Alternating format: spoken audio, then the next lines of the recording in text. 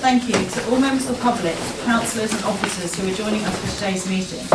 Councillors and officers are reminded of the commitment to civility and respect pledge and to be mindful of this during tonight's meeting. Please be aware that the council is video recording this meeting and this will be uploaded to our YouTube channel. I would just like to highlight some key points of the meeting format. Please can I ask everyone to have their phones turned off or set to silent. Please remain seated unless you are invited to speak or need to take a comfort break. The toilet facilities are out in the corridor you enter through. The fire exits are via the doors out of the chambers and down the external fire escape stairs or via the main entrance that you entered the building through. The assembly point is outside the Royal Mail Parcel Office on West Street. In the event of the fire, the lift should not be used. For those that require the lift, officers will guide you with the correct process to exit the building. Members of the public are invited to participate in the meeting with the key points as follows. Public participation is limited to a maximum of 4 minutes per person and must be relating to an item of business on the agenda. As chair, I will interject if needed to enforce this. When the public participation agenda item is introduced, please raise your hand to show you wish to speak and I will invite you to speak. If you are comfortable standing, please do so to ensure you can be heard across the room. You do not need to state your name when you start speaking if you do not wish to, but we ask that you clearly state which agenda item you are speaking about. I would ask that participants looking to leave the meeting wait until the end of an agenda item to limit distractions for other participants. Members of the public looking to leave the building will need to be escorted out by a council officer.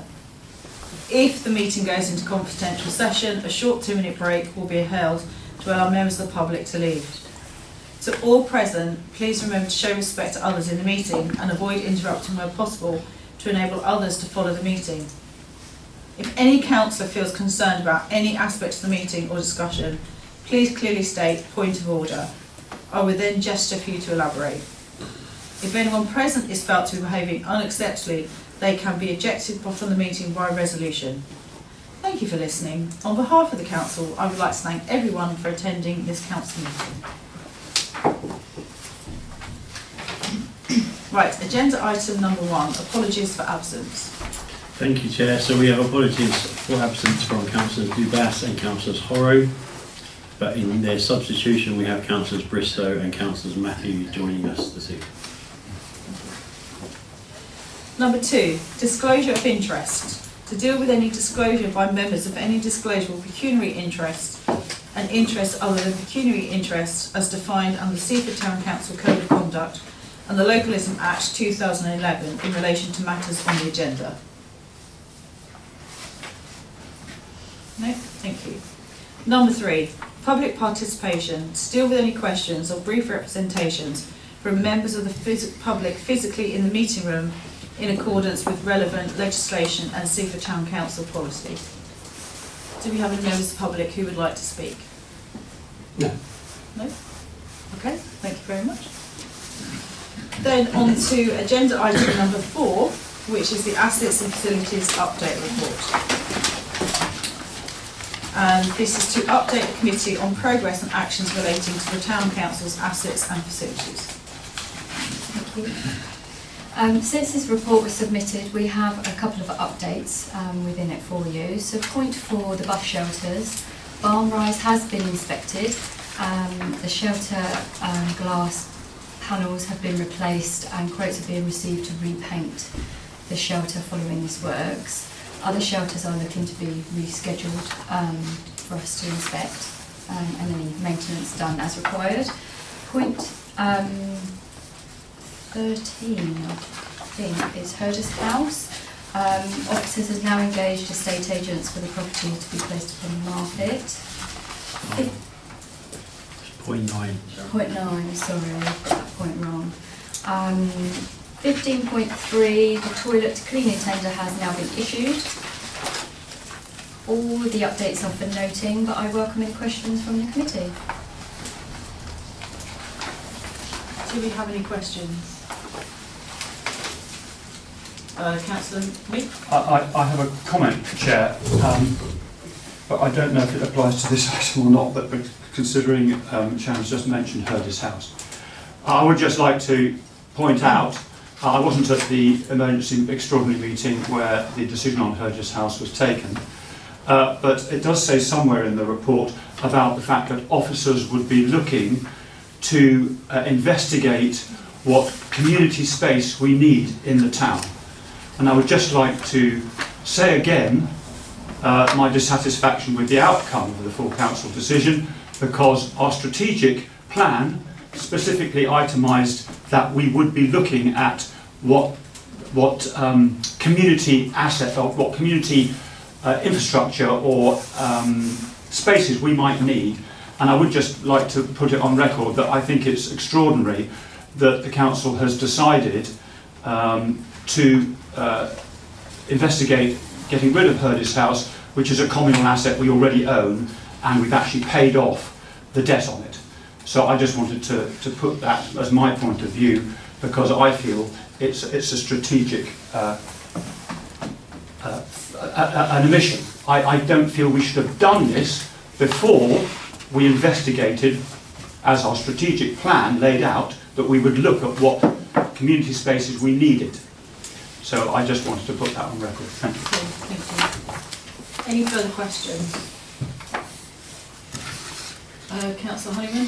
Thank you, Chair. Yes, I do echo Councillor Meek what he's just said there. And I myself was not that keen on what happened about the decision about Hurdis House without the other issues being put in place. And as far as I know, we had no update about any communal space.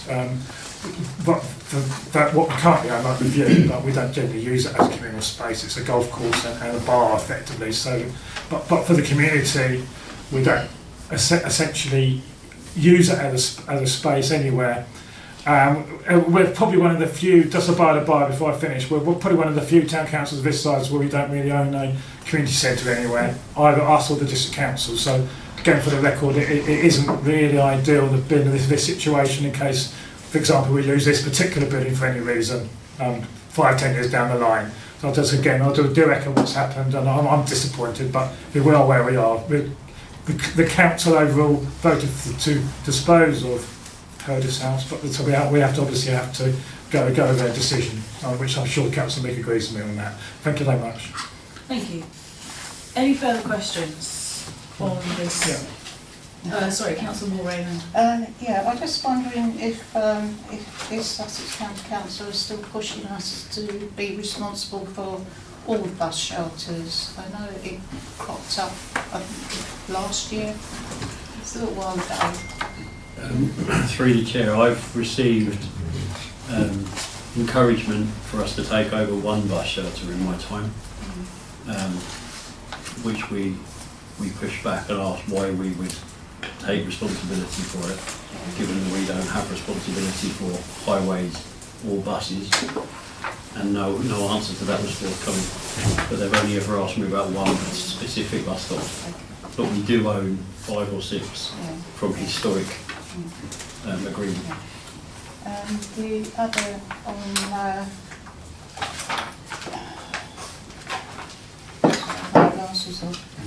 remembrance commemorations. It's great that Cromwell's Plumbing puts up the poppies.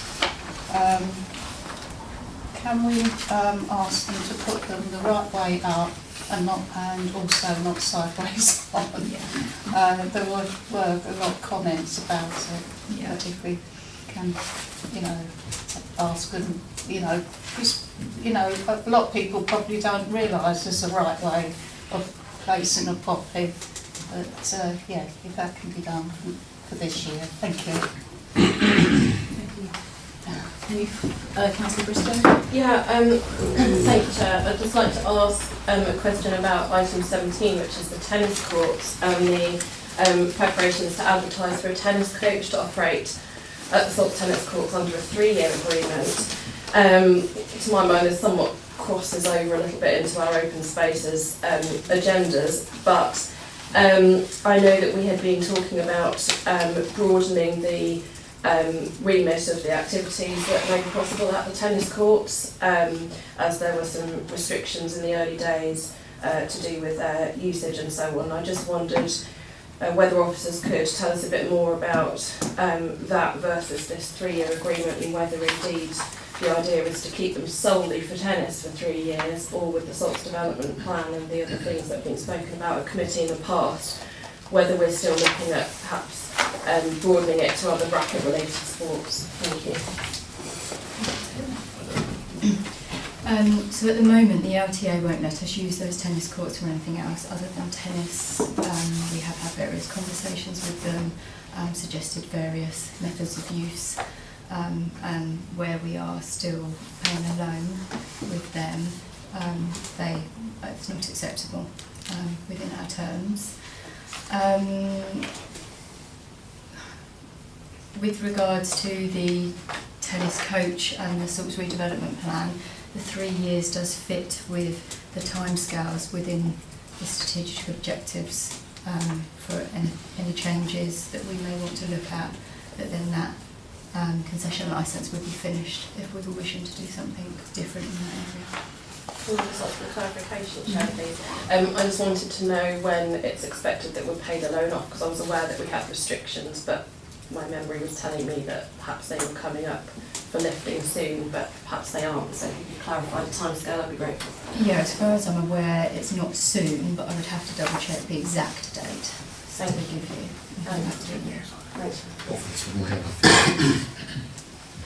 It's a decent amount of time. I think it's 4 or 5 years, maybe more. Right, okay, thanks. Thank you. Okay, thank you. Councillor Mockwell? Yes, I just want to express my appreciation of the toilet cleaning tender 15.3 that's just been advertised. I think we're all aware that we've struggled with cleaning and toilets. It's one of my boudoirs. And I'd be really pleased to see that if we can manage to get a really good cleaning company to sort out all our toilets, because we've had a lot of poor communication and really bad press about the toilets, which, you know, is really unfortunate. It would be really good to have this in-house and get it all sorted out finally. So thank you very much for doing that. I had a question about the CCTV, which is on page 7. It says that we were advised in previous update report that officers were obtaining reviewing quotes. I looked at the previous agenda items, but I couldn't remember which CCTV this was related to. We have CCTV at the SOLS and some at the Martello toilets, looking at the CPT unit. So it's just updating those systems and making sure that officers have direct access to that information. At the moment we need to go through the contractor. Okay, thank you. Any further questions?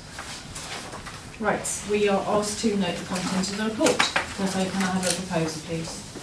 Councillor Walraven and a seconder, Councillor Markwell, and then all in favour. Thank you.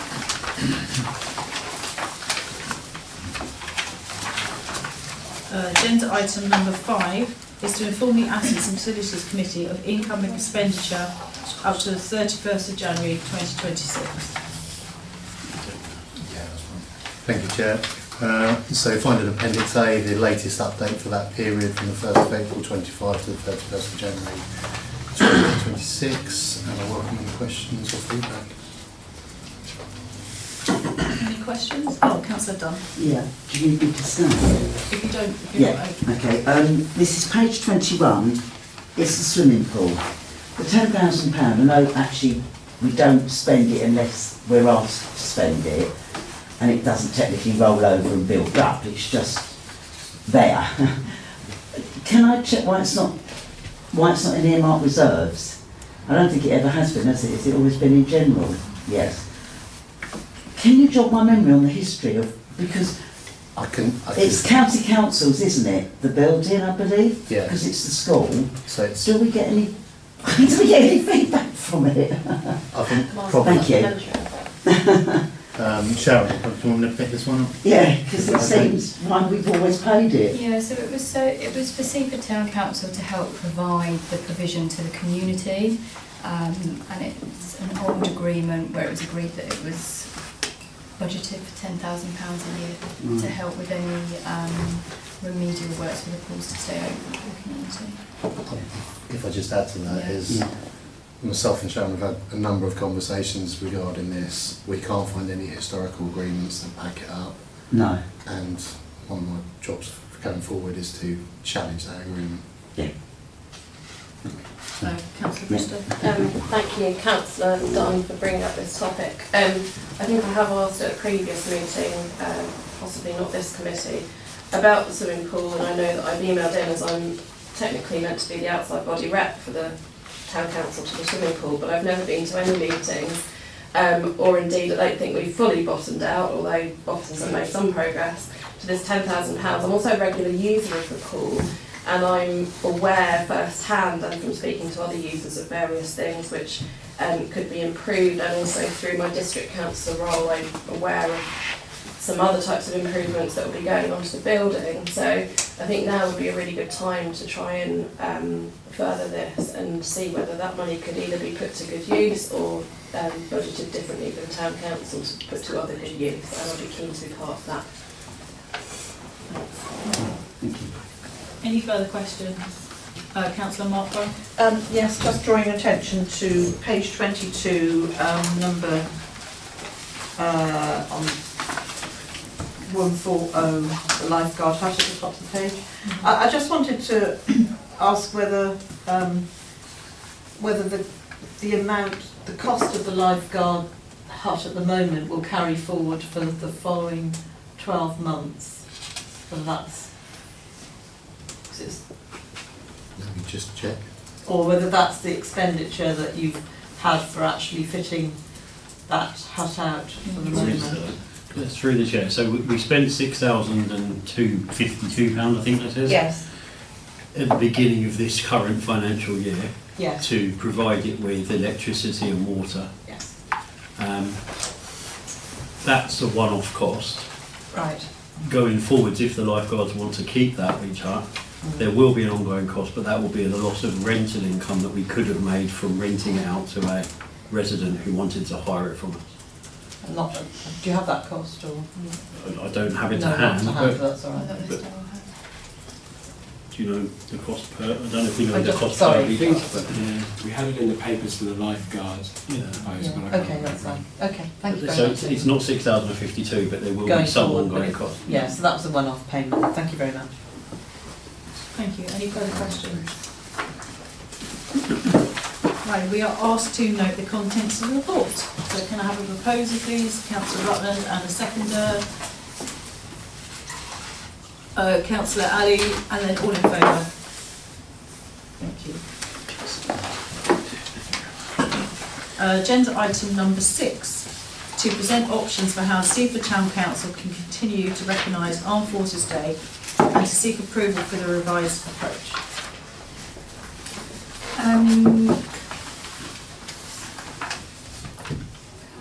So along with what Olivia has just introduced there for the beginning of the report, it's also to look at endorsing use of the Town Council's communication channel to promote armed forces support services and digital campaigns, and to approve any underspend of the Armed Forces Day budget line for 26-27 year end to be earmarked for any future spends associated with the event to avoid placing additional requirement onto the next precept.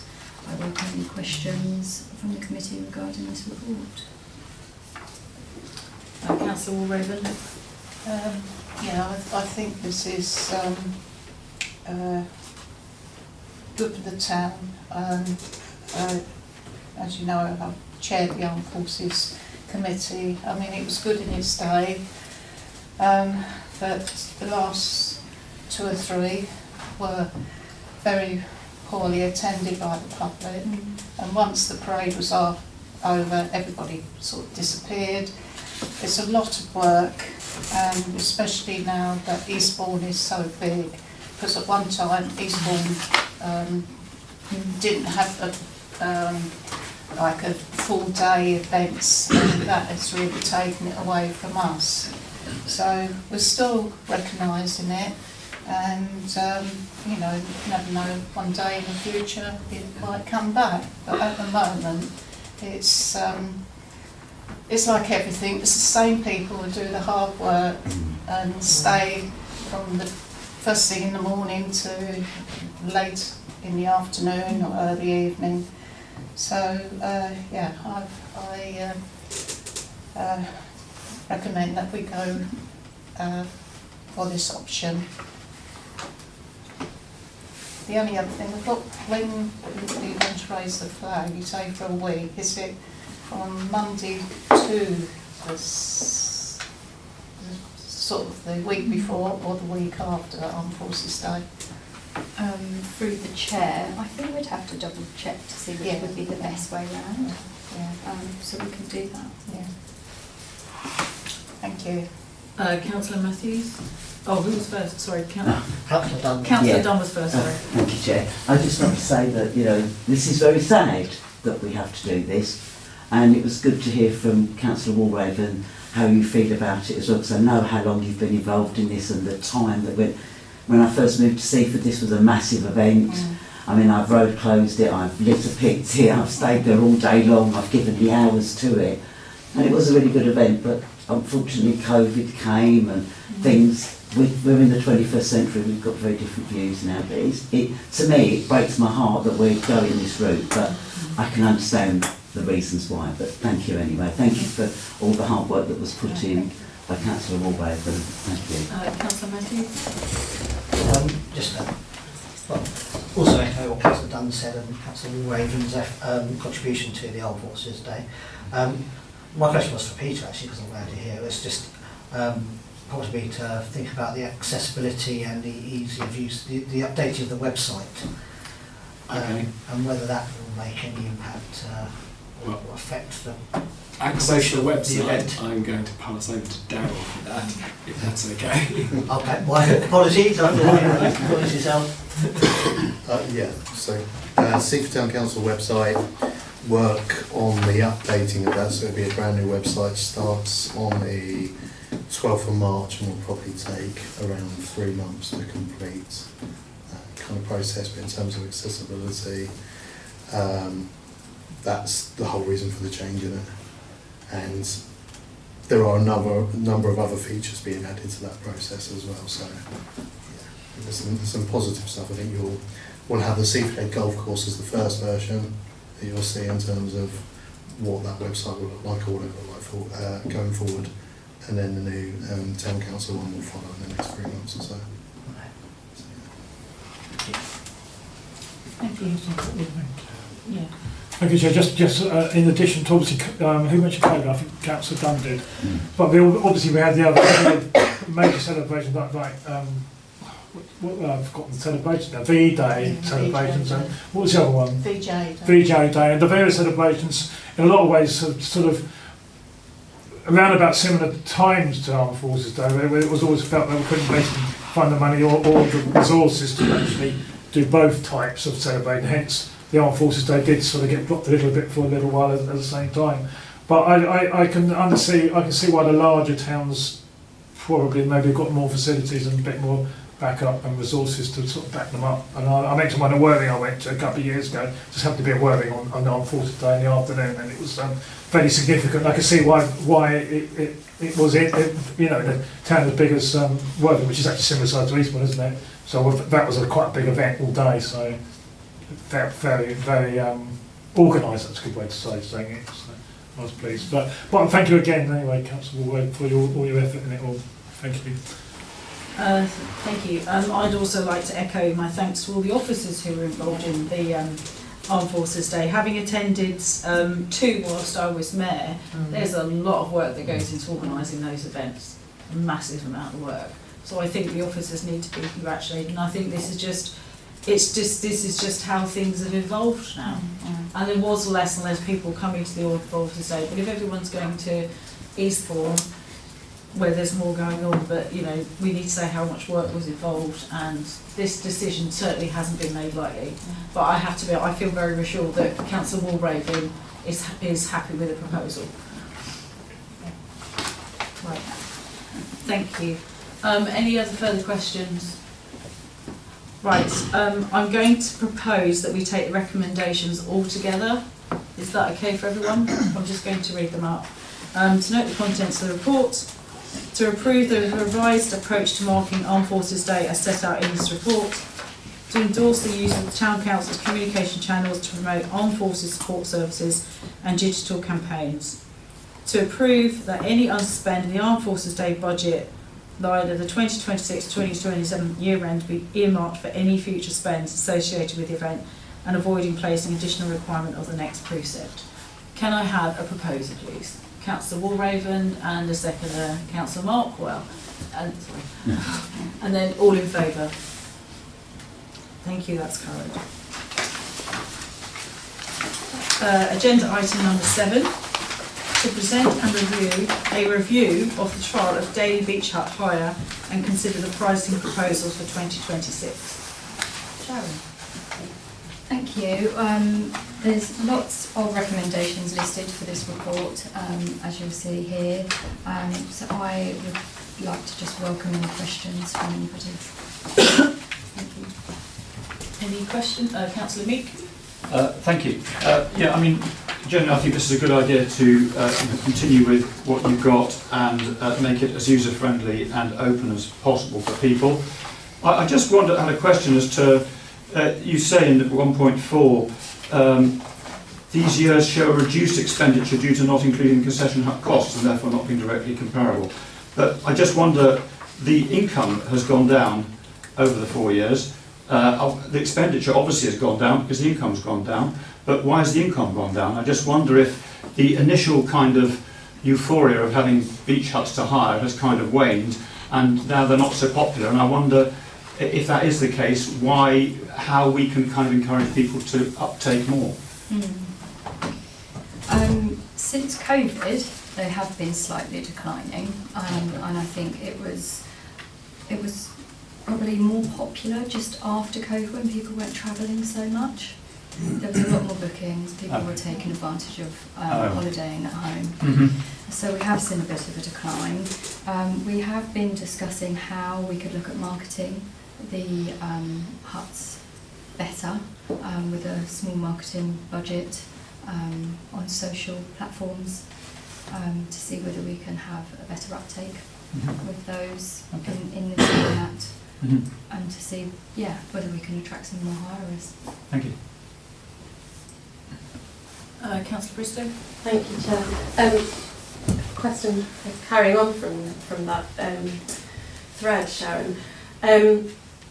Do you have any breakdown in the data of the home locations of the people who hire it? Anecdotally, I hear that a lot of local people hire them, but I'm also wondering how many people from out of town, or perhaps those who travel from other parts of the country, hire them, and whether there's a market to be tapped into there, particularly in the vein that, you know, we often say that we have a lot of visitors to Seaford, but we're not sure what their spend is in the town necessarily and the sort of tangible benefits that they can bring. And I just wonder whether there are partnerships that you're looking at in sort of trying to go further afield, if indeed you think that might be an opportunity. Do you want to say that, Donna? Yeah. So one of the changes we've made is currently all the bookings were taken through TIC. Sharon's correct, what we're looking at is a marketing budget which will be through social media, which means we can get sort of 25, 30, 40 mile radius, however far we choose to do as part of that. Paid adverts that link directly to the booking page for it now. It's now there's an online option that will be coming as of probably the middle of March now. So within that, all of the data you talked about, we'll be able to get postcodes, location, number of users, all of that kind of data. So going forward, we'll be able to produce some definitely some tangible data that we'll be able to use as we go further forward. I also think that process, when we do the adverts through social media with a direct website link, people can just say, yeah, I want to do that, go in there, pick their date, choose when they want to pay for it, and it's all organised and done there and then. So I think it's going to be a much better process. We're covering the options of those who won't use websites, or they can phone up and book as well through our bookings officer. So yeah, so I think there's a real positive change, and probably I'm one of the people behind it who sits there and thinks that we can actually improve that income through a decent marketing budget and actually get some more people in. So I think it's a positive step. Hopefully it will be better. Sounds great. Councillor Rutland. Just thinking aloud, an idea has just occurred to me. We have quite a few properties on the seafront which are let out to Airbnb or Booking.com, and since COVID, that has absolutely shot up. And it may be that either marketing these through Airbnb or Booking.com would give you a wider reach to people that wouldn't necessarily look on social media in Seaford, but that might be something that could be looked at, and possibly even if you rent a property in Seaford, you can have a link through Booking.com to get a rate for a, if you're going to come and rent a house, you might decide you want to go and rent a beach hut for the day, but that might be worth exploring. Okay. Just a suggestion. The clarification around the paid adverts on socials is not what happens when you do those. Is you can pick the radius, the type of people, the age groups, etc. You don't pay for the adverts on Booking.com. They take a commission on anything they sell. Okay, that's good to know. Because we rent a property out through Booking.com and Airbnb, and it doesn't cost us anything to have the booking, but they take a commission on the sale. So no sale, no fee. Okay. So there's no upfront advertising costs. There's no advertising spend. There's just an overhead by results, which can be accommodated in the costs. So worth a look. Councillor Markwell. Yeah, just want to acknowledge the fact that because we're having a new website, all of these amazing things presumably are happening because that website is going to have all these wonderful facilities. And so even though, you know, officers have worked really, really hard to get all this done prior to that, we are in a very technological age where people are doing all these bookings online, etc., etc. And I'm really, really pleased that we are investing in this new website so that we can actually expand in so many ways and underpin our work, because I think this has got to be the way forward, and I think it's going to be so much more efficient and hopefully easier for you guys as well. We have a TikTok page next. If I can just add to that. Whilst we're obviously, you know, we're grateful for the fact that TIC have taken a number of these bookings for us over the years, the limitations are they're only open Monday to Friday 9 to 5. Exactly. And so when people come on the weekend and they want to hire things, they can't do that. Whereas everything being available 24/7 means it can be booked 24/7. And it's not just this, it's also, you know, hiring sports pitches and other things that are going to be available to be done all the time. Very exciting. Thank you. Any further questions? Thank you. Right, we are asked to... Right, the committee is recommended. Is everyone happy to take these all together? Yes? Yeah. Yeah. Yeah, okay, thank you. Right, so we are asked to note the outcome of the daily hire trial for seasonal rescue beach huts, to approve the continuation of a daily hire model for all 8 seasonal beach huts for the peak and off-peak seasons, to approve the proposed pricing schedule, including the application of consumer price index increase and continuation of a 20% discount for bookings of 7 consecutive days or more, to note that officers will explore additional promotional opportunities to increase off-peak and midweek usage, and then to note that a further review report will be presented to the Assets and Facilities Committee after the 2026 scheme has concluded. Can I have a proposal, please? Councillor Dunn and a seconder, Councillor Matthews, and then all in favour. Thank you.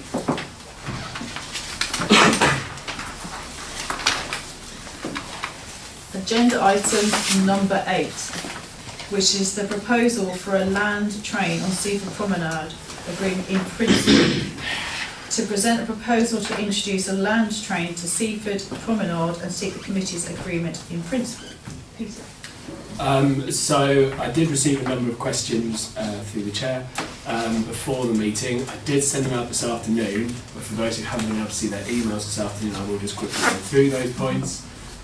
So there was a question about the width of the land train. So on the carriages, which is the widest point, it is 1.64 metres wide. I measured today where I believe the thinnest points of the route would be, and that is one at Frankie's Beach Cafe, and there is 4.72 metres between the concession and the beach. And also on the bike track, where the land train would need to go from the promenade onto the road, where it will join the road there, and that is 3.55 metres wide. So both have ample width there. The contractor has not yet visited the site. I was asked if they had visited the site, but they have extensively used Google Maps, and their client had visited the site and sent them extensive photos. They are confident that the train will be able to turn at Splash Point even if the disabled bays are in use. They have not finalised ticket prices yet, but expect this to be £3 for one way and £5 or £6 for returns for all day. And I welcome any additional questions. Thank you. Councillor Dunn. Yeah, I've compiled a statement. May I read it out? Yes. When I first moved to Seaford and visited Eastbourne and observed the Dosso train, which is the one in Eastbourne, I wanted the same for here, but that was back in 2009, and our seafront has changed considerably. It is a completely different environment with far more going on, including the Sherwood Care, which wasn't around when I moved here, rental beach house, concession stand, pit, ice cream vans, as well as the increased footfall. I've been on the train in Eastbourne, so I do know how it operates and where from. For the majority of the travel, it goes along the road, as a lot of the promenade is very, very narrow, busy with cafes, beach huts, pedestrians and cyclists, much like what we've got here. The only part of the promenade it goes along, west side, is from Holywell to the lifeguard station, known as the Wish Tower. The reason is because that part of the promenade is very wide and it does not sit adjacent to a single shingle beach, unlike our promenade, which is regularly covered in shingle outside of any storm weather. Cycle tyres which propel stones sideways and inadvertently kick pebbles are a known hazard. From there it travels onto the road and rejoins the promenade further east. Its destination is the Sovereign Harbour, a long enough journey to make it worthwhile, as it can be quite expensive. Now at the time of writing this, but since Peter's email to us today, we now know how much it is. Now the charge is going to be identical to the one in Eastbourne, £3 for a single travel, but you are going all the way out to the Sovereign Harbour where there's shops and cafes and everything else. This proposal for the train to start at the Sailing Club and travel all the way along the promenade to the museum. But the promenade from Edinburgh Road to Dane Road is very, very narrow, with many benches and car parking where the public do tend to unload straight onto the promenade, children, buggies and wheelchairs. I've just got a few questions. 1.1. I'm surprised that no name has been given or provided for the person, the group that wishes to do this, that we're dealing with a third party.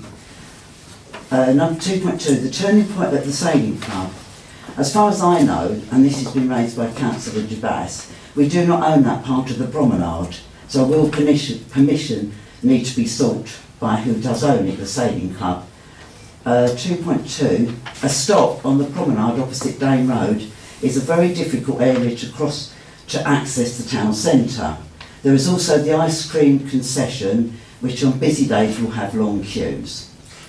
2.4c, the promenade is not in good condition. It is very uneven with quite large divots, indentations and medium to large shallow holes. I know this because I've been on it on a scooter when I was very disabled, and it is very, very uncomfortable. It's not smooth like Eastbourne. And page 30 out of their report, the train is petrol, so how will this contribute to the low carbon emissions? It will not help to reduce reliance on private cars, as those with limited mobility need their cars to get to the promenade, and parking all along our seafront and at the buckle is free. And then page 9, agenda item 4 makes reference to the turning circle at Splash Point and how there are concerns about parking within the turning circle. This area, including the circle, is never free from traffic. And just to say, it is well known that parking on our seafront is very difficult, gets very busy, and sometimes it feels like a free-for-all. Parking is anywhere you can find a space, even behind the beach huts. Combine this with no management of the seafront at weekends or busy bank holidays, I feel, personally, our seafront is just not suitable or large enough. And the train is quite big. I know Peter gave us in millimetres, but I googled that, and the whole train, including its the bits that attach it to each other, I can't think of the chassis bits. Couplings. Sorry? Couplings. Yeah, the whole train is 45 foot long, including the engine, which put into feet, obviously, sounds easier to deal with, and it's 5 feet wide because it's obviously for 2 people. Thank you. Councillor Bristow? Thank you, Chair. I don't know, sorry, are there any responses There's a to some couple of of the questions responses there. posed? So where there were specific questions around the third party, so just to be clarity there, this agreement is only with Land Train Hire Nationwide, who are conducting the trial. This is not about an agreement with the third party, who we believe would approach us at a later date if it were successful. I see. So we're not making any agreements with them, just with the company who are actually carrying it out for the week. For the sailing club, I'm being told by the sailing club that they have been approached and asked whether they would be happy for it to turn around in that area. So the sailing club have been approached. Yeah, I think those were the two main points which I can respond to. Okay, thank you, Peter. Councillor Bristow? Thank you, Chair. Dotto train, exciting, what a novelty. Seaford isn't Eastbourne or Brighton or other places that I've lived and worked, such as some of the resorts at the Isle of Wight. It would be fantastic to have a low carbon mode of transport connecting our seafront, our town centre businesses and our car parks, which may truly alleviate some of our emissions and car parking problems. However, at the moment, according to the report that's been given to us, I'm very unclear on how the trial would be evaluated, both in terms of the client themselves and us as a town council, and how councillors and officers would be able to form an opinion of the benefits brought to Seaford by this at this time. I proffer that for such an operation, this may be more timely when we have a coherent seafront management plan, perhaps in the time where the Unitary Council comes along, perhaps in the time where Seaford Town Council takes on more of the management of the seafront.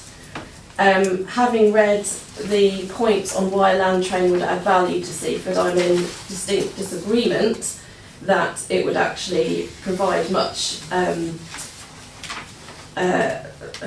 support to businesses. I question whether we want additional footfall, people driving to the seafront to then go on the train and then drive away again. We already have an issue with the weight of tourism at the seafront and from the ends of it, both the Tide Mills end and also coming up onto Seaford Head and the golf course and so on. It's not currently going to be an electric vehicle or anything low emission at point of use, which I feel runs contrary to our climate emergency policy. I don't feel that it's based on any traffic studies that it would actually displace parking at the seafront and displace journeys at the seafront. We've already lost some car parking spaces at the eastern end of the seafront. I just don't feel at the moment that this is the right time to be trialling this, and that on the basis of the evidence and the report that's given, that we as a council could then look on the trial and say we think this would be advantageous or not advantageous to Seaford. And furthermore, the trial's proposed on the May half term. May and June is the nesting season for the kittiwakes, which are an IUCN vulnerable species, which nest just off Splash Point. Whilst this wouldn't be directly by them, it would be quite close by. What about the noise from that? What about how they haven't said anywhere in the report how they would manage people who are waiting to get on at the stops or getting off from the stops, both in terms of safety, space management, litter, noise, what have you. I would say if you want to do a trial, either curtail it at the Martello or do it at a different time of year where it doesn't risk interfering with kittiwake nesting. So at the moment I don't feel like I can vote for this, but I do think there's perhaps merit in considering it more fully in the future if a proposal was brought back with further information. Thank you. Any further questions? Oh, Councillor Matthews. Yeah, thank you. Yeah, so I put this agenda item out to some of my friends with kids, so I'm looking at probably kids like 4, 5, 6 years old, prime market for this train, I should imagine, just to kind of see what feedback they would give me. So I think one of the first bits of feedback was that they'd rather have a train from Seaford to London. So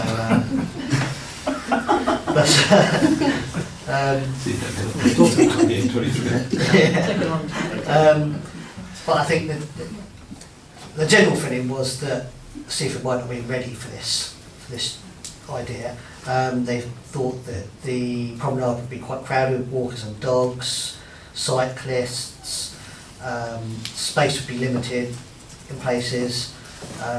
Obviously it's somewhere where the families come down to their kids to practice riding their bikes or scooters, and they're running around, and it's quite an unpredictable environment essentially. They also wondered about the impact on older people who may not be able to move out of the way so quickly. Also, they kind of echoing what Christina was saying, Councillor Bristow was saying, was Seaford's a lovely town, but they thought it, and in that sense, it's not Brighton or Eastbourne. In that sense, it offers something different to those towns already, which is marketable in its own way. They were concerned about the amount of experience that the proprietor was proposing. They're worried about the impact on the concessions along the seafront, especially people queuing, like Frankie's and things. They weren't entirely sure that the benefits to Seaford were that clear. And also, surprisingly, they shared some concern for the Seaford Town Council, the people who write the complaints. So they thought people would be getting wound up and then writing lots of complaints, and you've got enough to deal with toilets, etc. And you've answered the costs section. So I think for me, listening to that, I thought that was all helpful feedback from the people who would probably be, looking to get on the train. But I think it does need more work. I do think there needs to be kind of more plans in place for crowd management and impact on the environment and just how it be managed overall. I'm not sure. Kind of feels a bit like trial and error going with the May bank holiday. It feels quite soon. It's quite quick to be trying to make this decision in that time. It feels quite, I think, quite complex proposal for our seafront. Thank you. Councillor Markle. I'm going to stand up and be really unpopular. Okay, I have listened to what everybody says, and I would air caution, definitely, on a decision about this. But we're trying to make a decision about a trial for a week, not 6 months, not a month, just a week. Actually, an interesting week because it's a busy week, and I know change is really difficult, and we all have a vision for what we want for Seaford, and we talk about it a lot. But sometimes, I don't know, sometimes maybe it's about being a bit brave and a bit courageous and saying, well, why don't we just try something for a week? Because if we want to collect the data that you have raised, and I absolutely respect always what Councillor Bristow says about data, because she's very good at that, and I think the evaluation and the monitoring is incredibly important. So my cautionary note would be that if we were to decide to do this, that we put a bit more effort into the kind of data that we really want to collect for that week. And that means officers will have to give up a little bit of time. So the financial costs, there will be a bit, because I wouldn't want them just to come in with the train and go off and then give us their data. I want us to decide what our data should be. I think it will come back to bite us another time. If we don't do it, it'll say, oh, we've never tried it, come another time. And so it's always another time. If we try it and we don't like it, then we've ruled that out. Also, when you try something and you don't like it, but other things come up because you've monitored what's really happening at that moment, that might inspire us to look at other things that we might prefer to have on the seafront. So it gives us a real open focus at that time. So I'm not saying I'm necessarily for the train or not for the train, but I don't dismiss having a trial, especially if it's only for a week. But my plea would be that if we vote for this, that we do have a small, I don't know, a working party of the officers get together and really consider what information we can get from it. And I think that's going to be the most important thing for doing anything like this, is that we have the data that we want back, not the data that they want back, because I don't want it to be sold to us from them. I want us to be absolutely clear that we're happy with it or we're not. So whether it's crowds, whether it's the kittiwakes, whether it's the noise, the length, the parking, whatever it is, the interference with the concessions, the width, all of that can be taken into consideration if it is just for a week. So that's all I would say. Councillor Rutland. I have the greatest respect for all of my colleagues here, and I've listened to all these objections, but they're all speculative. There are things that we know, and there are things we know we don't know. And what we don't know at the moment is whether this would actually work or not. As Councillor Michael rightly said, we are talking about a trial for 1 week. Yes, it will be a busy week, because that's a good time to actually test the water.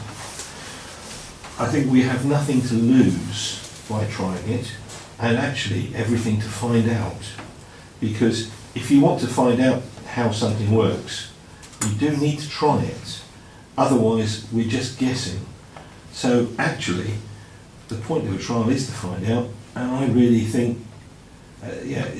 Seaford, the nature of our seafront has changed, and it is changing, and it will continue to change. And I think we need to look at these things, and it may well be that at the end of the week we think it's a great idea, and Land Train Hire Nationwide run away and think, no, we're not going there again, and they don't want to do it.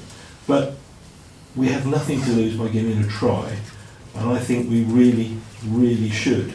And if we don't try it, we would not be doing the best by our residents. That's my tuppence worth. Thank you. I forgot Councillor Honeyman would speak. A couple of things. Yeah, it's again, I appreciate what everyone's been saying.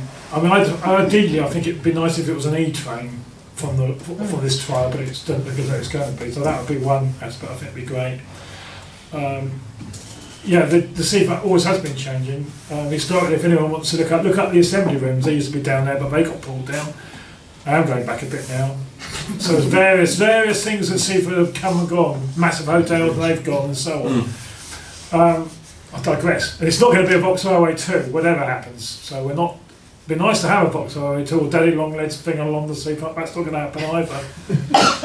But that's going back to the 1890s. That was very initiative back in the day, wasn't it? For both I don't know. I wasn't around then.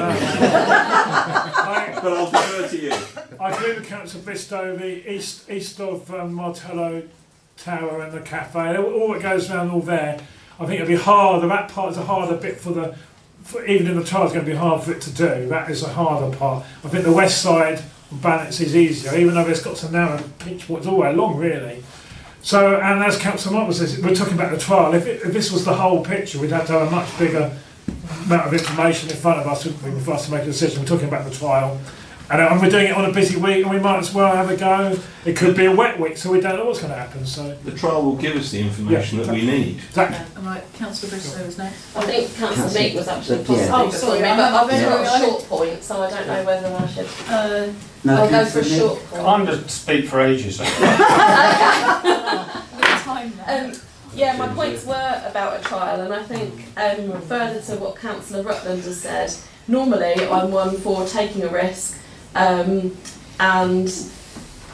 being at the vanguard of things and trying things, but I know that also it only takes one event to put the kittiwakes off their nests, for example, so I would certainly encourage, if this is voted through, that we liaise very closely with Natural England and all the other stakeholders who are, responsible for looking after the kittiwakes and suggesting measures and so on.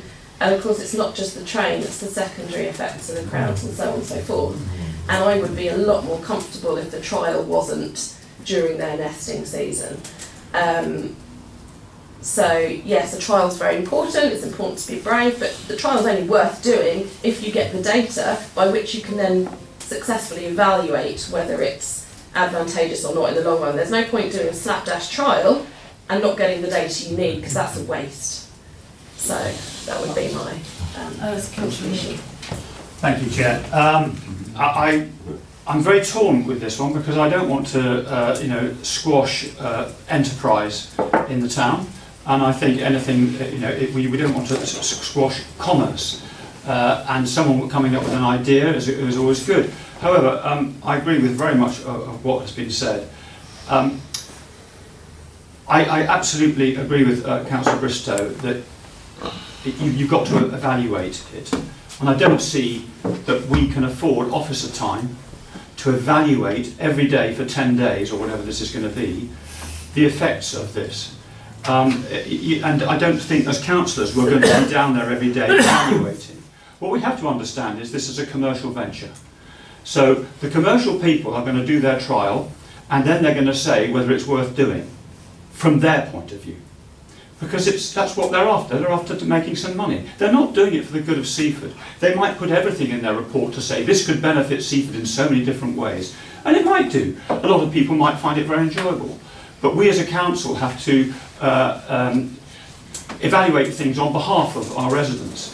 And the one thing that sticks in my throat about this is the fact that this is a fossil fuel vehicle. And I'm sorry, for me that's an absolute no. And I would say no to that immediately, even at a trial, because it goes directly against our climate change aspirations. We must stick by those. We haven't got many things we can challenge climate change on. But one thing we can challenge it on is having a train going up and down our seafront for 8 hours a day, pumping out fumes. We're trying to get rid of that with the ice cream concession at Edinburgh Road, because we want to try and make it an electric one. And we tried for ages to get an electric supply in there, but it's really difficult, and they need a 32 kilowatt supply, which is quite difficult to achieve. So I don't want to quash these things, but that's the thing that really I take issue with. If they came back to us with an electric version, I might say yes, but I'm going to vote no for this. The other reason I would also suggest is, we know how much, Christina mentioned this already, pebbles on the esplanade. Now we know that we have to try and get rid of them. It sometimes takes a long time to get rid of them. Now, what if we get comeback from the company saying, well, we couldn't use it for a week because you hadn't cleared it? And we say, well, it's the EA or whoever it is. And then they'll try and reduce their concession because they say, well, we've lost 2 weeks' profit. Things like that are going to be very difficult to deal with. So I think it could be a can of worms. And also, as others have said, I don't think it links any particular thing. It's just because we've got an esplanade, a company's thought, oh, they've got a nice bit of esplanade, we could go up and down there with a train. But it's not linking our functioning station, our car parks, and those are the critical things that we're trying to deal with in dealing with tourists. I absolutely agree with you. So, yes, I've got severe reservations. Thank you, Chair. Peter, did you want to come up on? So I mean, obviously they mentioned that there is an aspiration for an electric train in the future, but that's not currently possible, and for the purposes of hire they don't have one available. Yeah, I believe in my conversations from them, I can't confirm this, but they have shown flexibility with things like routes. So we may have maybe a discussion that we could have with them about different routes using the road system. Yeah, that's all I can say on your point. Councillor Dunn. Yeah, just to come back on a couple of things, feeding back off everybody else. Number one, if this train did do this trial, would we have any officers present on the seafront? Because believe me, bank holidays, busy as our seafront gets, parking is an act. There are frayed tempers and it's a free-for-all. So that's the first question. Secondly, if there was any injury or any near misses, we've had it with the Shelby Care. We've had bikes bombing along there really fast, using it like a racetrack, and there's been some injuries. Who's responsible if the train hurts somebody or a stone does fly up and hit somebody, and we get feedback from that? Can we have some, the insurance of that alone? So that they would require the insurance for that. They would, we would ensure that they have the public liability insurance for what they're doing. Also, just to say that as part of this, it was actually their suggestion this was put in there, and I definitely agree with it, that there would be a clause in there which would allow us to stop the trial at any point if we didn't feel it was operating safely, and that would include if there are excessive stones on the prom because of a large storm or something, we could stop the trial at any point. But will it be managed by any officers? I'm happy to.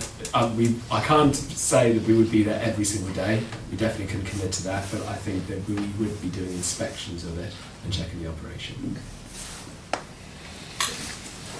Don't we currently have like rickshaws, tricycle things going up and down? So has anyone had any issues or problems with those? I've had none reported to me. They're only small. Yeah, but it's Councillor Warren. Thank you, Chair. I've listened to everybody of what they've said and the concerns, and my feeling is going with Councillor Markwell and Councillor Rutland to give it a try. But I'm wondering, to address the kitty waves, if it could be later in the summer, during the school holidays. Doesn't necessarily have to be the bank holiday weekend, like August bank holiday, but later on in the summer season, because if we did agree to have it permanently, I presume it wouldn't happen until next year anyway. And I just feel if we don't try it, we won't know. They haven't given me any kind of specific date on when they would want to introduce it permanently. If this was successful, all I would say on the kitty wakes is I do take your point that there's the potential increased footfall. Obviously, where they're accessing closest to the kitty wakes, there was already vehicle movement there. So this is not something, it's not introducing something new to the kitty wakes area. And there would be walkers on the footpath, so it's not introducing anything new. That would be my only point, but I take your point that it is increasing footfall. Councillor Markwell. Sorry, can I just come back to the officers a moment and just ask, given I really am hearing about the environmental impact of this, and I miss that. Well, I miss it, but I wasn't thinking of it in the longer term. But I am wondering whether there are any other companies that do e-trains, and whether you've looked into that at all, given that we do have a very important climate strategy. Or whether, because presumably across the nation, these guys are trying to infiltrate coastal towns with their train, but at some point people are going to start asking for the electric versions, because that's the direction of travel that we're all going into. So I do think in a way, it's a possibility that, there are so many factions of this and it's quite complex, but, the thing that we're coming up against is our environmental policy. So I'm just wondering whether you've considered looking at others, once you've had the... So because this is a request from someone else, this isn't something officers are proposing we do, this is a request from an outside body, we haven't looked into the detail of what trains are available. We haven't looked Councillor Just Bristow. a quick one. Does this fit in any way into our strategic plan for the next 18 months? No, I can't think of anyone. Sorry, no. I think through the chair, I think in the last few weeks, Peter was approached by this company putting forward this proposal, and we felt that rather than officers making the decision to say no, we should bring it to the committee and let you decide if it's something which you wanted us to pursue. Thank you. Councillor Matthew, I'm going to start thinking about wrapping this up. Councillor Matthew. Sorry, yeah. Presumably, if it's we don't vote for it tonight, that we would be given feedback to that company, and then they would have an opportunity to respond. I suppose, and that in itself is, yeah, kind of business, so to speak, isn't it? So yeah, in that instance, I would welcome councillors emailing me specific feedback so I can feed that back to them. Councillor Wood. Just very briefly, Chair, thank you. I'm just going to say, I wonder if we ought to try and think of it, how much benefit is this for the town against how much benefit is it for the supplier? And I'm just wondering, for most of the residents of Seaford, once they've seen the train going up and down a bit, they probably won't use it very much. It's probably more going to be for people coming to the town, and if it's going to be more kind of a problem for us as residents of Seaford. I mean, other concessions, you know, like Frankie's, you know, people go and have their coffee, whatever, but also tourists do as well. I'm just wondering, it's difficult to know. We won't have the data for maybe some time, but at this stage, I guess we have to, it's an experiment, but I still am a bit concerned about the petrol aspect of it, and I would suggest that if it was to be trialled and then it went ahead, I would suggest that we should insist, if it was to be permanent, that it should be electric. Thank you, Chair. Thank you. Yeah, I have to admit I'm quite mixed on all this. I did raise the issue about the kittiwakes nesting when I spoke to Peter about this when I came in and met with Peter. My concern still is that, and thank you very much, Peter, because I did say to Peter on Monday, we almost need to go out with a tape measure and actually measure the width and also the width of the train. That was the information that wasn't on the website. They told us the length and the height, but not the width, which seems quite important considering we have a narrow promenade. That's why, so thank you very much, Peter, for going out and also walking the actual, just to actually see, because we needed to know the logistics of whether this was going to, with being so narrow. So I'm still a bit mixed on where to go with this. Councillor Rutland. Just with a view to the being considered to the kittiwakes, which are at Splash Point, you could just move the whole trial up a bit. So instead of finishing at Splash Point, you finish at Martello. But instead of finishing at the sailing club, you finish at Bishopstone Station, because that's a very popular landmark, quite a historic building. There's a big turning circle there. They're on the road. Yeah, they do go on the roadway. So just move the whole lot up a bit. Stay away from the kittiwakes, and maybe that's an idea that would work for a trial. Chair, I was just having a look on the map, having heard your comments about the kittiwakes, to see if there's anywhere they could turn round west of there. No. And there isn't really. And short of going up Cricketfield Road and along College Road and back up Martello Road, No. that's the only way of getting round. Okay.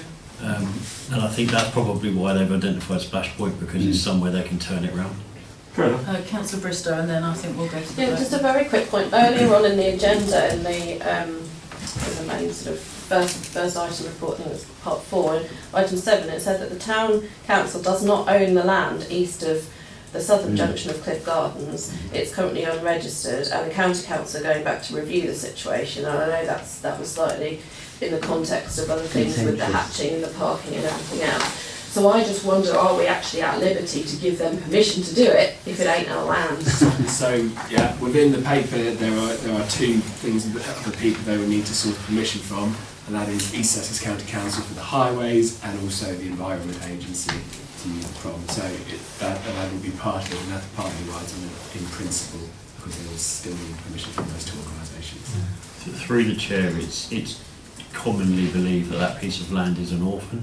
in that there is no owner. So we can't just ignore the fact it's there. You know, we recommended to East Sussex that they double yellow line it, for example. So we've sort of taken I don't know, some sort of like, not ownership, but care of that piece of road because no one else is. But it isn't ours, it's unregistered land. Everything east of Cliff Gardens to the splash point. Thank you. Right. I'm going to take the agenda, the recommendations, but I'm going to do them separately. Right, okay, so first off, I'm going to do number one, which is to note the contents of the report.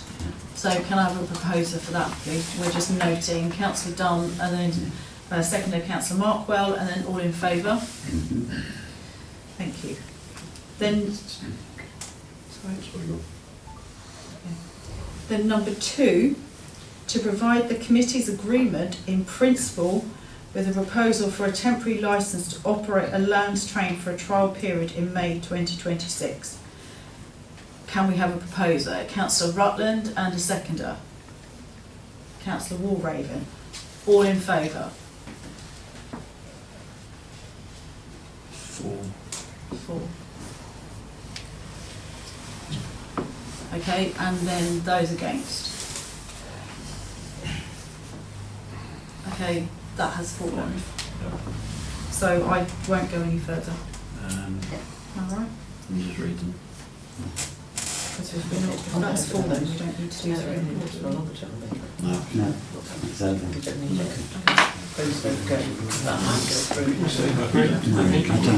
I'm sorry.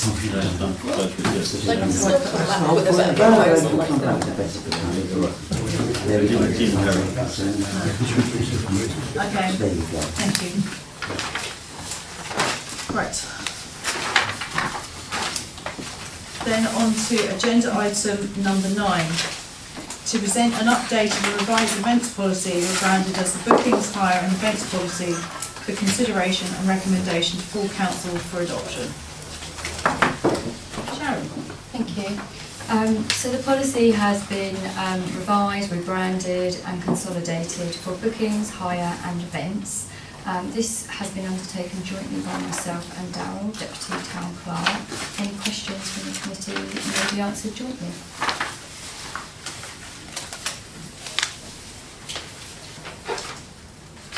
Any questions?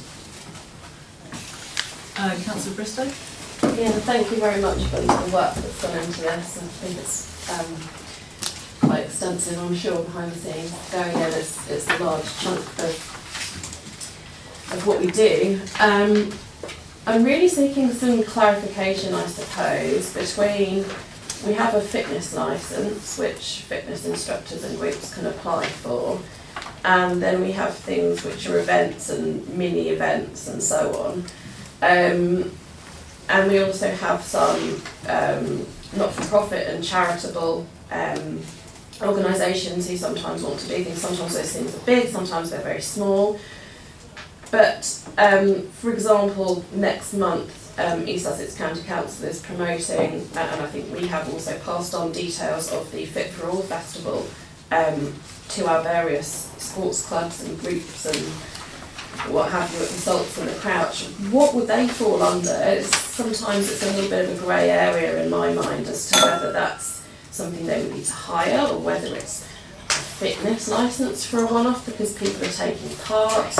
And I'm just trying to make sure that for these small events, which are often tasters and getting people involved, that the kind of right level of support and charging is kind of reached. So yeah, if I could get some more detail on that, that would be really good. Thank you. It's quite a complex question and multiple answers could be given. It would depend on what the information is given to officers and how on what the event is, or whether it is a fitness class, whether any monies is exchanged from participants at that fitness class or event, and then it would have to be looked upon to see where that maybe fits within the events policy. With regards, I mean, the East Sussex. It's free for everybody. But are they having to, is it hosting a store? I don't know what that is, sorry. I think the sports, sorry, through the chair, the sports clubs and groups are encouraged to provide like free taster sessions throughout a weekend and the following week, so that members of the community can come and try things and get involved and hopefully find some kind of fitness or movement community activity that they can then do. So, through the chair, the majority of those people would already have a lease agreement licence to conduct those activities on Seaford Town Council's land. So that would be permitted within whatever they're holding. But yeah, we do have a concessions working group, which some of that might fall into how those things are denoted as well, because some of that could be a pop-up rather than a fitness licence. Yeah. So it spins off in quite a few options. I know I haven't quite nailed the answer. If I could just ask for clarity, is there sort of a spirit of, obviously we're, with the council and with our things, we look to always gain some kind of, we have a bit of a commercial element in that we want some income from things, but can we also with this maintain that kind of community spirit where sometimes officers are able to make judgments sometimes? Through your chair, I mean, I think, I might be speaking out of turn, but I don't know anything about this Fit for All event you're talking about. I've never heard of it before, so I'm not sure. Do you know about that, Sharon? No. I'm not, they haven't told us about that we know of. From my perspective, I mean, we wouldn't be looking to seek a commercial benefit out of a charitable or not-for-profit type, event that was for sort of social pleasure, that sort of thing. It's really only a commercial arrangement where the company that are providing it are seeking to run it as a commercial entity. But I think what Sharon suggested about the concessions working group is probably a good place for this to fall, for it to be discussed. Because in effect, what we're talking about is like a pop-up concession. Mm-hmm. And I guess we need to formulate a policy around that and work out, when we would charge, when we wouldn't charge, and what the parameters are for that. So hopefully that gives you an answer. We haven't got an answer yet, but by the time that working group reports back, we should have an answer. Sounds good, thank you. Did you want to add anything? I'd like to add something else, if that's okay. So through the chat, my only add on to that is I think every time a booking comes in, there's the ability for, whether it's an event, whether it's a hire, for us to evaluate what that is at officer level and make a decision around exactly the things Steve has said, whether it's commercial, whether it's charitable, and how we support it and what the benefits are for the local community. And sorry, just to add that although those people may hold a licence, not hold a licence, be charged for something, we need to know that they're on the land, because it could have been hired for a commercial activity, it could already be in use by another club, so the relevant booking forms and insurances and risk assessments still need to be processed by officers. Yeah. Councillor Mark. Yeah, just want to thank and commend the officers for putting this together, because this is probably the first time in a long time that we're going to have such a fantastic overview of all our bookings, that not just us, that we can see, but the public will be able to see. So this is a very transparent form of hiring, and will hopefully, demonstrate that we're being equal and fair across all our sites, and people are being charged, similar rates, and the expectations of that, for the public understanding, as you've just said, you want to make sure that somebody that's decided to turn up to do something can actually check that site and will be able to do it without waiting on the phone for 20 minutes or whatever. So I think it's really, really a great improvement. And again, hats off to all of you for putting this together. I think it's obviously been taken some time, so I think it would be really helpful. Yeah, absolutely.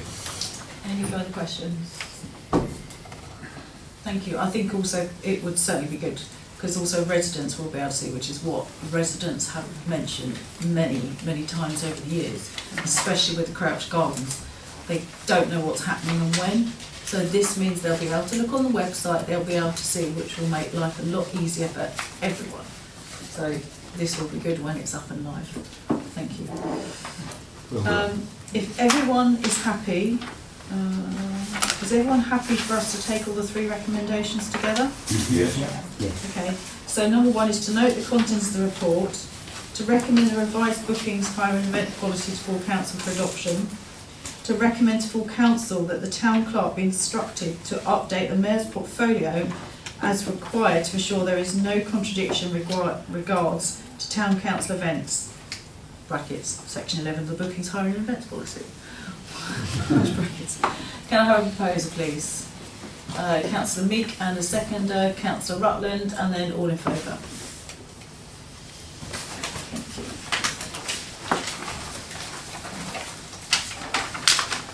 Agenda item number 10, which is to provide an update on the project to ensure best possible management of the seafront bins and the options being explored by officers ahead of the 2026 peak season.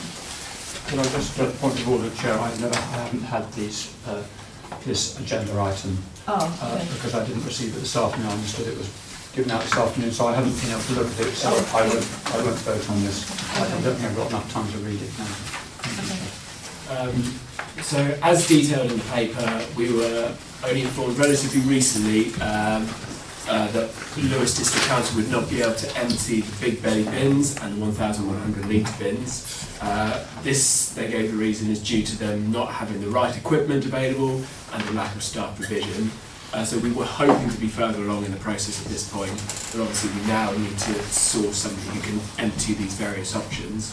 So since writing this paper, we have spoken to the Lewis District Council's head of place, who is responsible for this area, and they are coming back to us with proposals for increasing bin capacity that they are able to facilitate.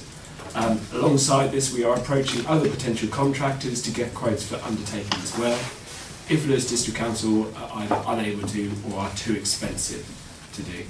And I welcome any questions. Thank you. Councillor Dunn? Yeah, thank you. Wanted this for years, trying to find out. I think the first time I met Peter is I came at you about bins, the problems we face with the litter. I've got still photos on my mobile of the horrendous amount of litter that's left. And then of course we all know where it goes. It goes onto the beach and then into the sea, affects the wildlife, everything else. And I welcome this. But I do have a couple of questions on the... Funny enough, I'm actually in favour of the recommendations that the officers have made regarding the big belly solar bin. I did notice reading the agenda 3.3, with the Euro bins it obviously will require, because it's the ones on the wheels, it will require a bigger vehicle to be able to pick this up. I understand that. But with the big belly, I know that's not going to be on the... I mean, is that going to have like a bit similar to what we've got now? Has it got like metal inside and it's got bags? I mean, or will that require another big vehicle to pick them up?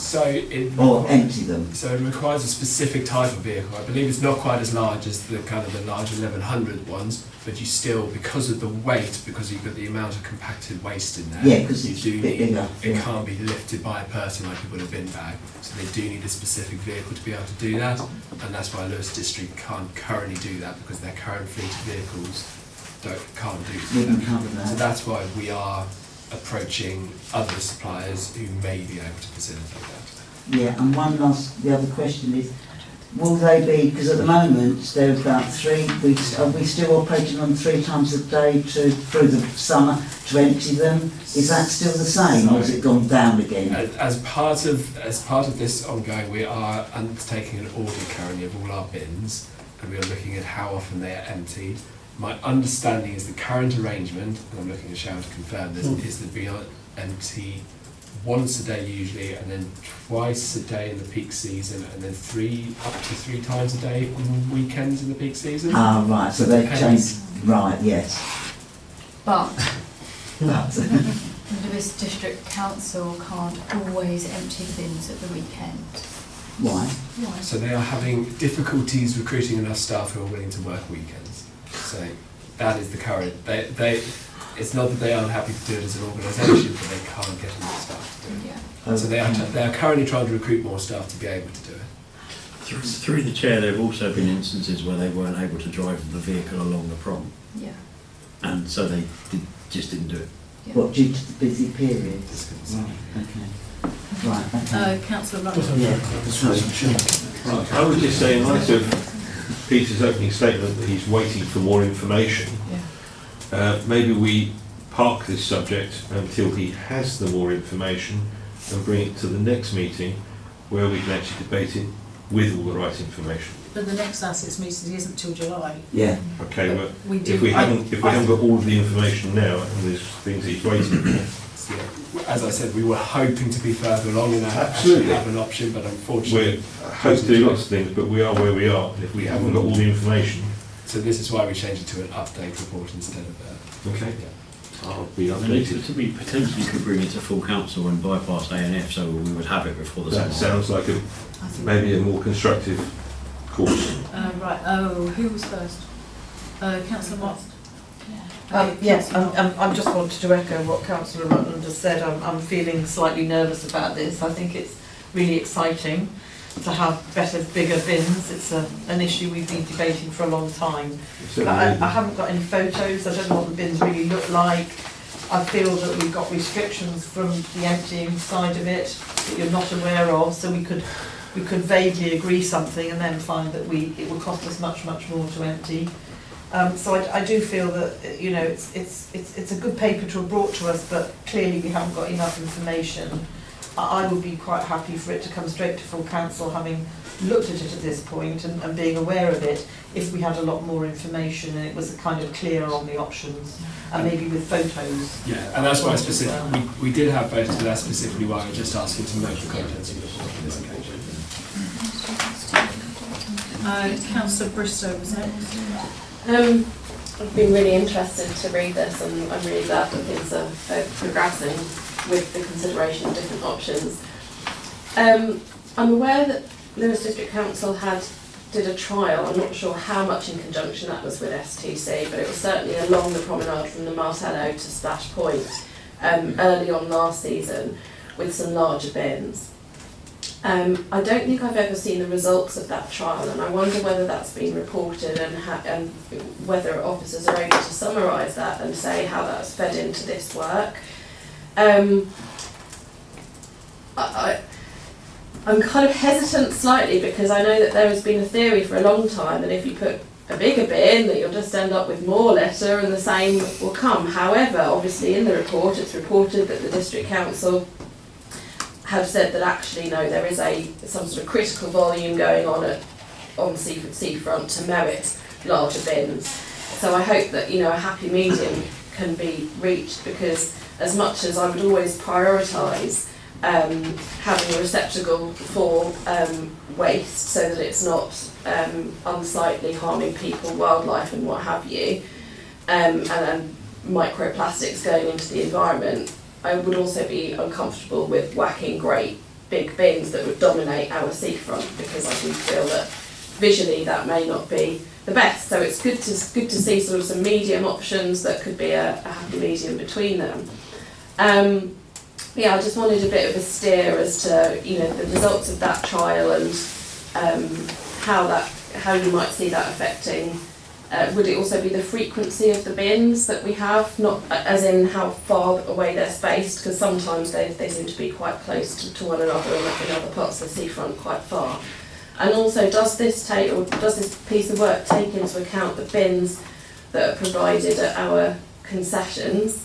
Because I know, having been to one concession along the seafront, there was no bin outside, and the bins that were inside, despite there being an outside seating area, weren't accepting anything for recycling, for example. So I'd like to know whether that's included as well. Thank you. So location of bins, I think it depends what option we go down. If we're bringing in new bins and big belly bins, then we look at the location. If it's about using them, if we aren't able to find additional options, obviously we're looking at the 1100s. We won't be able to put that all the way along the prom, so there we will consider a specific location. because we want to try new things, we haven't really considered the just moving the existing bins, because that overall doesn't help our capacity. It's a minor tweak as opposed to a major change. I don't know the details of what's in the agreements for the concessions in terms of bins. I don't know if they're under any commitment to do recycling. I know that it can be challenging for recycling waste, mixed recycling, especially when the public is involved, and actually it's very rare that you will have an uncontaminated load, so it might be linked to that, but I don't know the details of what is in their agreements. I think through the chair, just to add to what Peter said, outdoor unsupervised public bins for recycling generally don't work, because all it takes is one person to put non-recyclable rubbish in there and the whole thing is contaminated, and then the recycler won't pick it up, so it has to go back to a black bin, and it doesn't work like that. I think the other thing just to add is that there were lots of discussions about this paper to and fro, because we were trying to get it ready before the deadline for this meeting, and that's why it didn't come out till last Friday. But if you look at section 7 of the report, I think it tries to encapsulate there where we are with this and what we're proposing, which is that this is in relation to a strategic programme. We just wanted to bring it to your attention that we're looking at these things, and we're continuing discussions with LDC, and we are continuing to work at pace to have something in place by the summer. So we're not really asking you for approval as such, it's really just to note that that's where we are with this, and that we will look to bring something back to either this committee or full council in due course once we've got something to tell you that's concrete. Fair enough. Thank you. I think as the next assets one, as we said, isn't till July, then it would be good if it would come back to full council, because something like the bins is something that we all know we will get a lot of over the summer. We get lots and lots of, because if they're not emptied regularly, it's just a mess, and it's not good, and it's not good in so many different ways. Councillor Moore-Raven was next. Thank you, Chair. When I read this report, before I saw what the officers were preferring, I also went for that one, and I did look up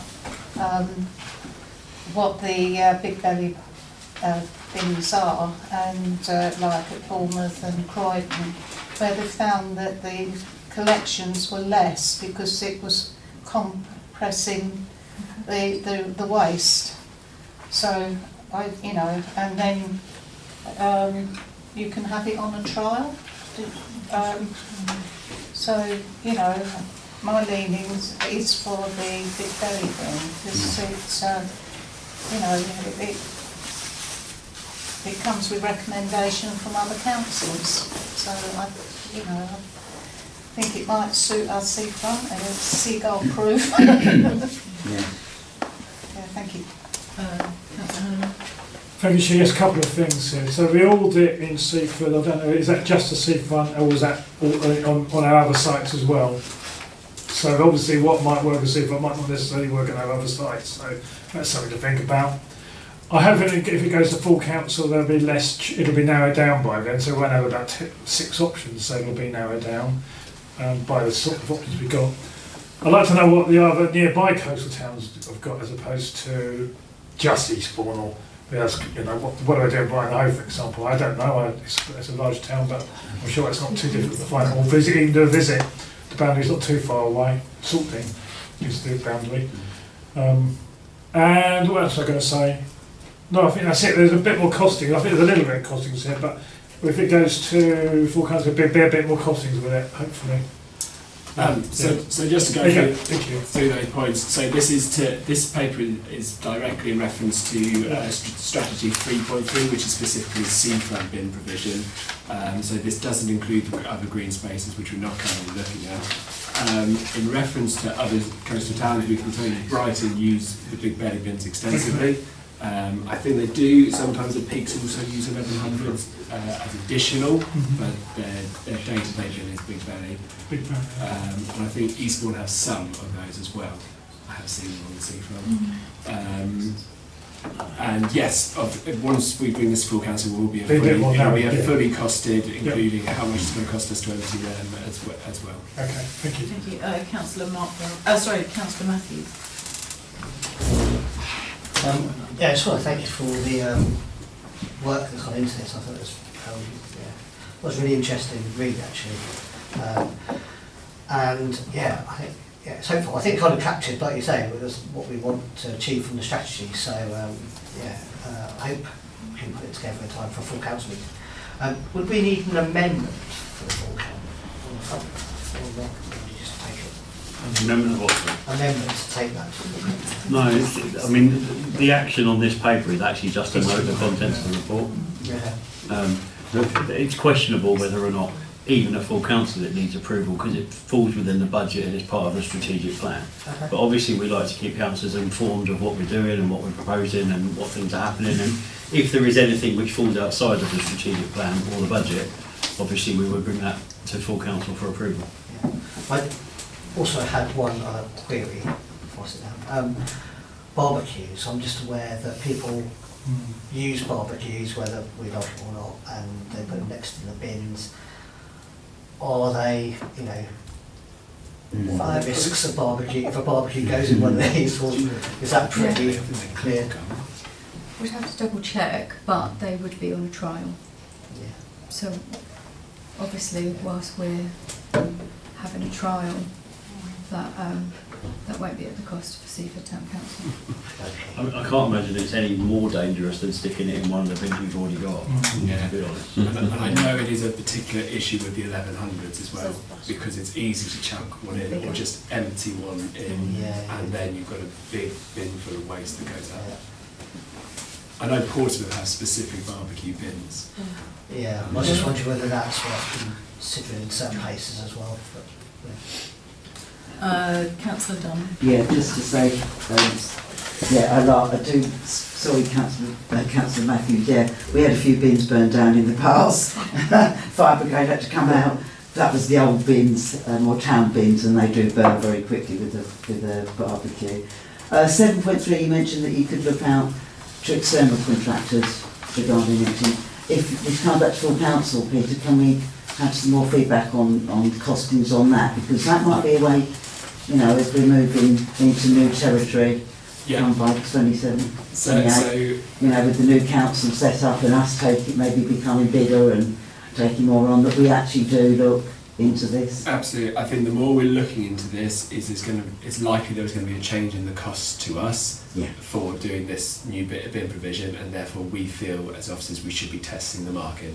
So we'll be speaking to at least 3. I think this morning we talked to 4 suppliers who we want to approach and get an understanding. And there might be some suppliers can do exactly what we want and some can't do exactly what we want. So it's a strict license. I think it's worth saying as well, that we're using the district council in this instance as a commercial partner. We're paying them a fee to do a job, which we could use any company for. It just happens to be the district council. At the moment, exactly, but we could look into more external. Lovely, thank you. Right, thank you. Councillor Rutland. I would just like to commend all of the officers for the detail and extent of everything that's gone into all of these reports this evening. I think it's keeping us all much better informed than we've ever been before, and there's been a lot of work gone into it. So well done, and thank you very much. We echo Councillor Rutland's comments. Right, I'm going to suggest that we now go to recommendations, and we are asked to note the contents of the report. Can I have a proposal, please? Councillor Rutland, and a second, Councillor Markwell, and then all in favour. Right, that concludes the meeting at 8:38.